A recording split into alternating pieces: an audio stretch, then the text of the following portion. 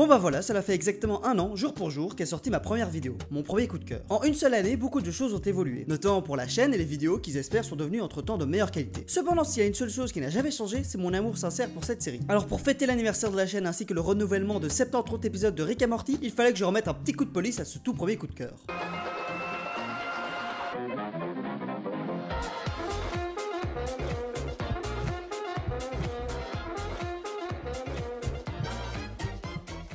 Rick et Morty, c'est une série d'animation produite par Adult Swim racontant les aventures de Rick Sanchez et son petit-fils Morty Swift voyageant dans plusieurs dimensions. Toutefois, sa création est bien plus intrigante, car Rick et Morty, c'est avant tout une rencontre, celle de Justin Roiland et de Dan Harmon, co-créateurs de cette série. Pourtant, jusqu'en 2004, tous deux n'étaient que de simples étrangers pour l'autre. C'est via un festival de court-métrage organisé par Dan Harmon et produit par la chaîne de TV Channel 101 qu'ils se rencontrèrent. Le but de ce festival était de sélectionner parmi les courts-métrages produits par les participants lequel aura droit à une adaptation en série TV. Justin Roiland était l'un de ces participants. Toutefois, contrairement aux autres, il était clairement pas venu pour gagner, mais rire un bon coup en présentant le court-métrage qui comportait les blagues les plus absurdes et horribles du festival. Ce qui ne plut pas au jury du festival et décideront de ne pas sélectionner le court-métrage de Justin. Cependant, Dan Harmon, lui, le trouva extrêmement drôle et prit contact avec Justin pour le féliciter de sa petite blague, tout en lui proposant qu'un jour ils puissent travailler ensemble sur un projet concret. C'est quelques années plus tard, en 2012, lorsque Dan fut écarté quelque temps dans son rôle de producteur pour la série Community, qu'il fut approché par la chaîne de télévision Adult Swim, lui demandant de trouver une idée de série d'animation originale qu'ils pourront produire en prime time sur leur channel. Ni une ni deux, Dan se remémora le court-métrage sordide de Justin et le recontacta afin de lui demander s'il n'aurait pas d'ancien projet avec lequel on pourrait peut-être produire une série TV. C'est ainsi que Justin ressortit l'une de ses premières web-séries animées produites à l'époque pour Channel 101. The Real Animated Adventure of Doc and Morty n'était qu'en fait une parodie assez vulgaire du film Retour vers le futur, racontant l'aventure de Marty et Doc, deux contrefaçons de Marty McFly et Doc Brown. Oh dur, c'est pas le pied. Remontons le temps afin de faire disparaître un arbre qui bloquait le cerf-volant de Marty. Une histoire des plus banales, non? Vous oubliez l'humour sournois de Justin, qui fit de Doc le scientifique le plus pervers au monde, essayant à chaque occasion de se faire lécher les boules par le jeune et innocent Morty. Et cela durant tout le cartoon. Ouais, ils sont taquins, ouais. Et bizarrement, va savoir pourquoi, Adult Swim accepta de produire la création de Justin pour une saison comportant 10 épisodes plus un épisode pilote qui diffuseront dès décembre 2013. Une très bonne nouvelle pour le duo qui pourront dorénavant créer une série d'animation reflétant parfaitement leur humour si particulier. Toutefois, il était important pour nos compères d'apporter un changement radical aux deux caricatures sans pour autant y perdre l'essence même de leurs caractéristiques. C'est pourquoi Morty se transformant en Morty Smith, un adolescent candide, très émotif ayant très peu confiance en soi, et Doc en Rick Sanchez, un vieillard cynique n'attachant aucune importance à la vie tout en ayant la science infuse. Deux personnages finalement très opposés mais qui se complètent parfaitement, en particulier grâce à la performance de Justin Roiland, réussissant à les doubler avec un timbre de voix si différent comme c'était déjà le cas dans la parodie.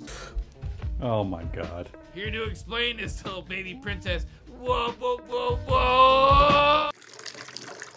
On n'est pas les plus à plaindre, Jackson. Dan Harmon proposa de rajouter une famille autour de Rick et de Morty afin de créer de nouvelles interactions ainsi que d'avoir la possibilité de raconter de nouvelles histoires durant la première saison. La famille Smith comportant Summer, Beth et Jerry fut donc rajoutée à la série. Néanmoins à ce stade-là, Rick restait encore le voisin un peu bizarre du quartier que Morty venait rendre visite de temps à autre, ce qui ressemblait encore trop au film Retour vers le futur. Oh dur, c'est pas le pied. C'est un exécutant d'Adult Swim qui suggéra de faire de Rick le grand-père de Morty. L'idée plut à toute l'équipe et ils rajoutèrent ce statut de grand-père à Rick. I have a new catchphrase. Oh yeah? What's that, Rick? I love my grandkids. Aww. Psych, just kidding. My new catchphrase is I don't give a f. La suite, vous la connaissez déjà. La première saison arriva et ce fut un succès retentissant, suivi d'une deuxième, qui marqua cette fois-ci pour de bon son statut de série culte, et enfin plus récemment une troisième saison qui fera de Rick et Morty la série d'animation la plus attendue et vue du monde entier. Une victoire incroyable venant d'une série débarquant de nulle part.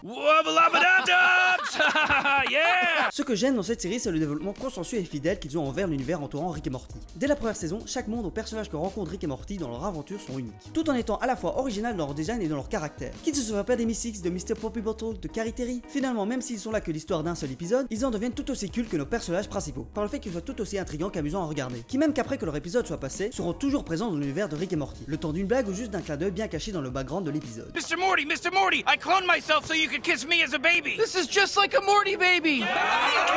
La bande-son est aussi l'une des plus inventives qu'aucune série d'animation n'a pu encore égaler. N'échappant à aucune occasion pour pousser la chansonnette, la série parvient même à nous proposer différents thèmes musicaux qui, grâce à la magie d'internet, en deviennent tout aussi cultes. Le meilleur exemple reste Devil Morty, thème utilisé pour conclure un épisode important, marquant ainsi ce sentiment de désespoir que peuvent ressentir nos personnages que beaucoup d'internautes parviendront à retranscrire parfaitement.